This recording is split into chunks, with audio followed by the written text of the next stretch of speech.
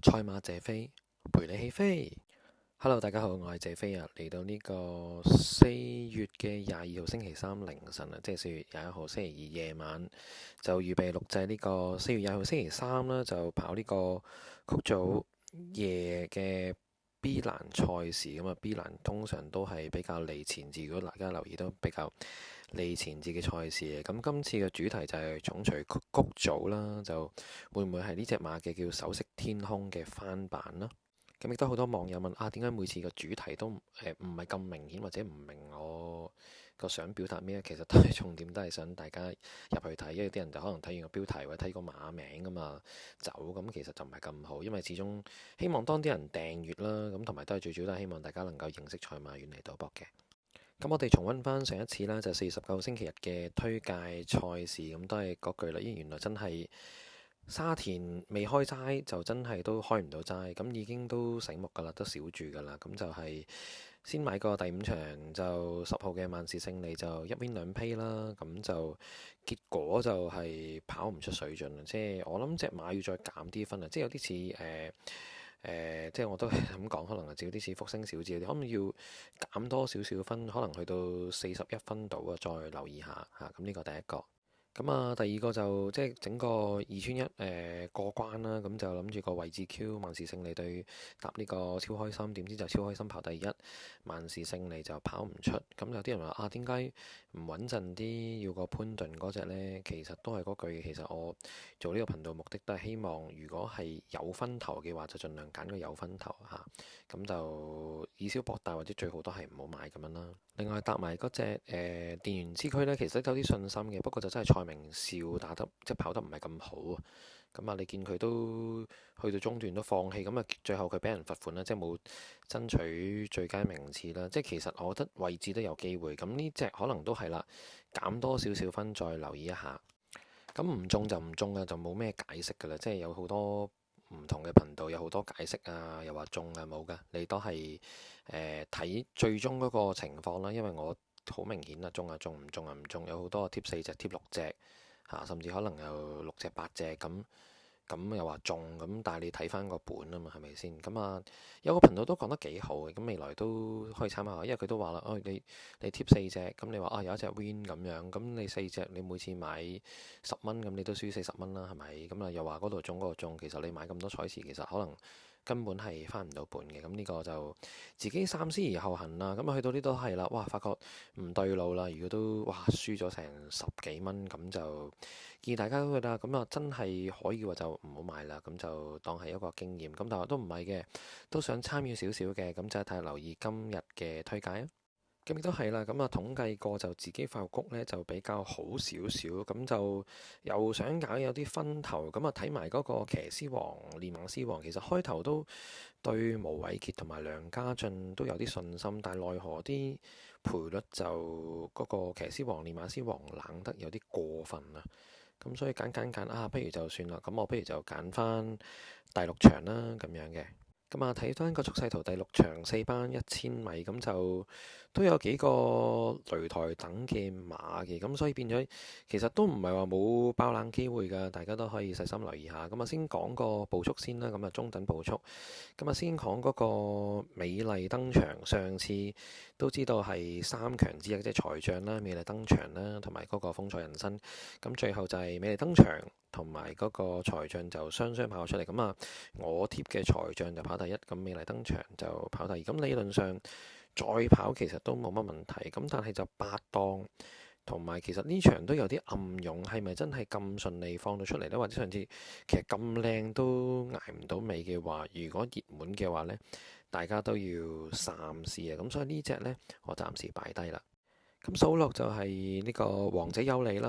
咁啊，王者有利上次就馬王飛1.7倍，仲要係黃志雲騎，會唔會熱得有啲過分？咁今次就12檔又係黃志雲，如果又係1點幾倍，真係唔抵買。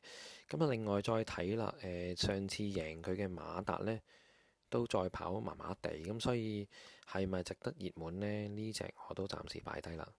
好啦，咁跟住就今場嘅心水啦，就係呢個6場6號嘅鴻圖新星就布文騎，哇，真係 perfect 嘅。咁呢就點解話首飾天空嘅翻版呢？因為首飾天空其實都係本身發發局啦，即係初出嘅時候，即係我喺隔離台或者隔離啲群組都第一個大力推介呢隻馬嘅。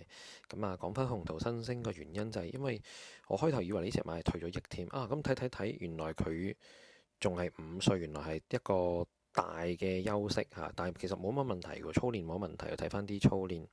咁休息咗，有翻啲新鮮感，跑1000米黃金一檔，咁多老虎嘅情況下，會唔會有機會喺度呢？一檔我諗唔好話擺到咁後啦，我諗又冇咁前嘅，可能後翻少少5、6位咁啊，轉彎西翻出嚟一衝呢，其實真係好似有首飾天空咁，有機會贏。最緊要就係布文唔好玩塞車，唔玩塞車呢，其實呢隻都3格都穩陣嘅。咁啊，數落就上船啦。咁啊，調翻轉點解唔揀美麗登場呢？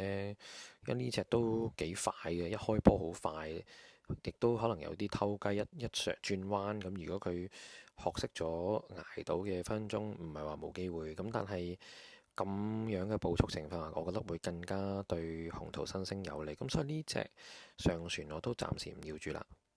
咁數落就電子好好啦，其實又唔係冇機會嘅喎，隻馬都快嘅喎。即係同上船都差唔多，所以咁多快馬放嘅話，咁就其實呢隻唔係話冇機會嘅，都唔係話用咗好多。咁但係我見梁家俊嗰個騎師王唔係好對路，咁係咯，咁所以我就揀唔到呢隻，所以呢隻都係暫時擺低。即係我諗4隻快放，咁就對紅桃新星都幾有利嘅。所以我就天開心啦，咁135磅，咁啊上次流咗鼻血，通常氣管有血呢，我就暫時唔買住，所以呢隻我都唔會要住啦。所以就福進啦，前一次就好重飛初出嘅時候，跟住就放快咗就埋唔到尾，跟住第二次再跑換布文就心律不正咁。唯一優點係換咗莫雷拉咯，咁但係心律不正嘅話，呢隻馬暫時都係唔要住啦。咁妙玲瓏，咁如果大家留意巴度，其實騎1000係幾好啊！咁40分唔跑5班，跑4班，係咪偷雞有啲機會呢？即係受讓呢個天開心20磅，冷門可以揀呢隻冷腳嚇，不過我自己就揀唔到呢隻住啦。咁數落就11號萬眾開心啦，咁就明星馬其實都搏咗好多次都想去，咁啊硬係爭少少，爭少少，爭少少。如果係咁啊，不如落3班再諗啦。呢隻就我自己都揀唔到住啦。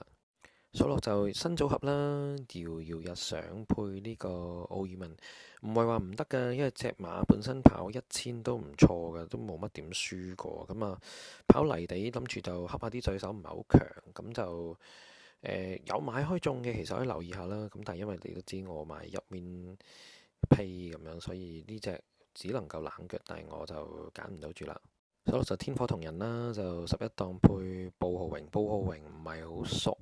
咁啊，睇佢海外只能夠話不覺不失。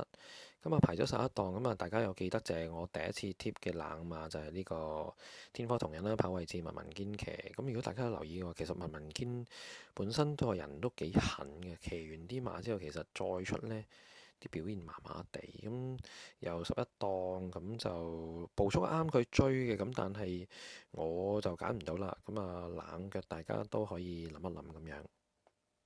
數落10號就星象啦，咁星象就比較幼嫩啲先啦，可能要跑長少少會好啲。前一次有飛嘅，咁但係我諗等多減多少少分先再睇，或者跑長少少再睇咁樣啦。咁啊，都係嗰句啦。咁啊，嚟到呢度發覺，咦，都輸咗成12個9，都幾多，幾心痛嘅話，咁啊，最理想就唔好再買。但係你都唔係嘅，都想買少少，同埋都咦，好似謝飛嘅曲咗好啲。咁呢場就搏一搏冷，或者就暫時都唔值得大注字先。咁我就會買呢個6場6號嘅紅桃新星，就1 win 2 pay，咁啊總投注30蚊，咁就買少少啦。因為始終唔知布文點靠，布文認真騎就可以掃晒，但係你知佢有時會塞車嘅嘛，所以綜合咗呢個因素，咁我諗就少注啦。同埋大家留意，其實紅桃新星今年呢，其實落咗唔少飛嘅嚇，由季初到而家，等係就爭少少，爭少少，咁睇下會唔會休息咗，跑個新鮮感，再跑翻嚟好啲。咁有啲老前輩話：咦，其實5歲未必有新鮮感嘅，其實唔係嘅，即係等於你一個人誒攰咗啦，或者硬係都冇乜表現，不如散下心去下旅行，會唔會好啲咁樣啦？咁去到呢度就因為其實我就未用嗰個叫支付寶啊，即係我唔係好熟啊。咁啊，有啲人話想課金，咁啊話嗰個縮圖睇唔到，咁想課金都 OK，唔課金都冇問題。咁啊，課1蚊2蚊下課之後你留言俾我，或者我知個別有我嘅 WhatsApp，咁可以話俾我知，咁我睇下收唔收到，因為我好似未開通啊。咁啊，大家研究下。咁啊，到最後啦，其實主要都係希望大家認識賽馬，遠離賭博嘅。咁可以話就最好唔好買啦。咁今日就去到呢度先。咁我哋下一次再見大家。咁啊，中咗嘅話，希望大家都幫手訂閱、留言同埋睇多啲 view 啦。咁啊，暫時都23，咁希望今個月可以突破25甚至30嘅訂閱啦。咁啊，我哋下一次再見大家。